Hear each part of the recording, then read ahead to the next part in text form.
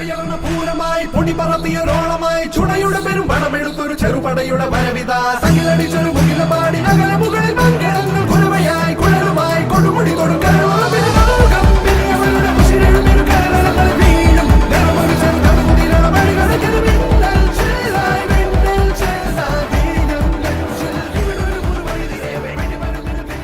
നമുക്കിവിടെ പ്രാദേശികമായിട്ട് വേണ്ടത് ശാശ്വത ഒരു പരിഹാരം, മൃഗങ്ങളുടെ ശല്യം ഒഴിവാക്കി ജനത്തിന് നന്നായിട്ട് ജീവിക്കാനുള്ളൊരു സാഹചര്യം ഇവിടെ ഉണ്ടാക്കാനായിട്ടാണ് നമ്മൾ ആവശ്യപ്പെടുന്നത്. അതിരപ്പള്ളി അതുപോലെ പരിയാരം കോടശ്ശേരി മേഖലകളിലൊക്കെ തന്നെ ആനശല്യമുണ്ട്, വന്യജീവികളുടെ പ്രശ്നമുണ്ട്.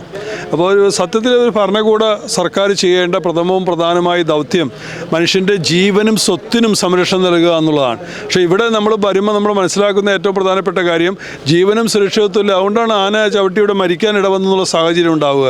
അങ്ങനെ ഒരു സാഹചര്യം ഉണ്ടാകുമ്പോൾ അത് ഭീതിയുടെ ഒരു അന്തരീക്ഷം മനുഷ്യർ സൃഷ്ടിക്കും. രാത്രി ഉറങ്ങാനേ പറ്റാത്ത അന്തരീക്ഷം ഉണ്ടാവും. അങ്ങനെ ഉറങ്ങാൻ പറ്റാതെ വരുമ്പോൾ മനുഷ്യൻ അനുഭവിക്കുന്ന മാനസിക പ്രയാസങ്ങളുണ്ട്.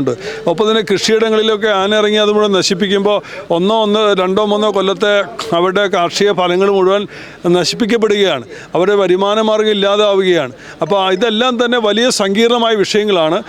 NDA മുന്നണി അവതരിപ്പിക്കുന്ന നമ്മുടെ പ്രകടന പത്രികയിൽ ഈ വന്യജീവി വിഷയത്തിൽ നിന്നുള്ള രക്ഷയെക്കുറിച്ചുള്ള ഭാഗങ്ങൾ ഉൾപ്പെടുത്തിയിട്ടുണ്ട്. നമ്മുടെ മുന്നണിയിലുള്ള പ്രധാന അജണ്ടകളിൽ ഒന്നാണ് വന്യജീവികൾ നമ്മൾ ജനവാസ മേഖലയിൽ പ്രവേശിക്കുന്നതിൽ നിന്ന് ഒഴിവാക്കുക എന്നുള്ളത്. സത്വരമായ നടപടികൾ തീർച്ചയായിട്ടും വിഷയത്തിൽ സ്വീകരിക്കുന്നതായിരിക്കും. ചെറുപടയുടെ വരവിത സകിലടിച്ചൊരു മുകിലപാടി നഗര മുകളിൽ പങ്കിടങ്ങൾ കുരവയായി കുഴലുമായി കൊടുമുടി കൊടുക്കാൻ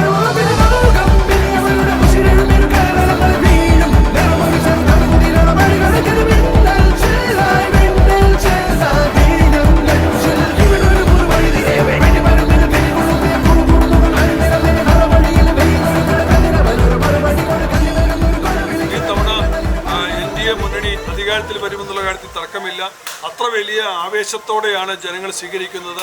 ഇടത് വലത് മുന്നണി ഗവൺമെൻറ്റുകൾ ഈ രാജ്യം മാറി മാറി ഭരിച്ചിട്ടും അത് ജയിച്ചാലും ഇല്ലെങ്കിലും അടുത്ത മുന്നണി 5 കൊല്ലം കഴിയുമ്പോൾ അധികാരത്തിൽ വരുമെന്നുള്ള ചിന്തയുള്ളതുകൊണ്ട് ആരും ഫലപ്രദമായ പുരോഗമനത്തിലേക്ക് നാടിനെ നയിച്ചില്ല.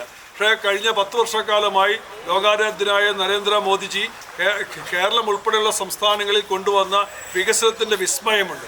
ഒപ്പം തന്നെ കേരളത്തിലെ സാബു എം ജേക്കബിന്റെ നേതൃത്വത്തിൽ കിഴക്കമ്പലത്ത് ആരംഭിച്ച 2020 പ്രസ്ഥാനം വലിയ മുന്നേറ്റം വികസന രംഗത്ത് നമ്മൾ നടത്തിയിട്ടുണ്ട്. സാബു ജേക്കബിനെ പോലുള്ള 2020 നേതാക്കന്മാരുടെ വികസന തേരോട്ടവും കേന്ദ്ര സർക്കാരിന്റെ വികസന ചിന്തകളുമൊക്കെ സമന്വയിച്ചുകൊണ്ട് വലിയൊരു വികസന മുന്നേറ്റം ചാലക്കുടിയിൽ നടപ്പാക്കാൻ കഴിയും.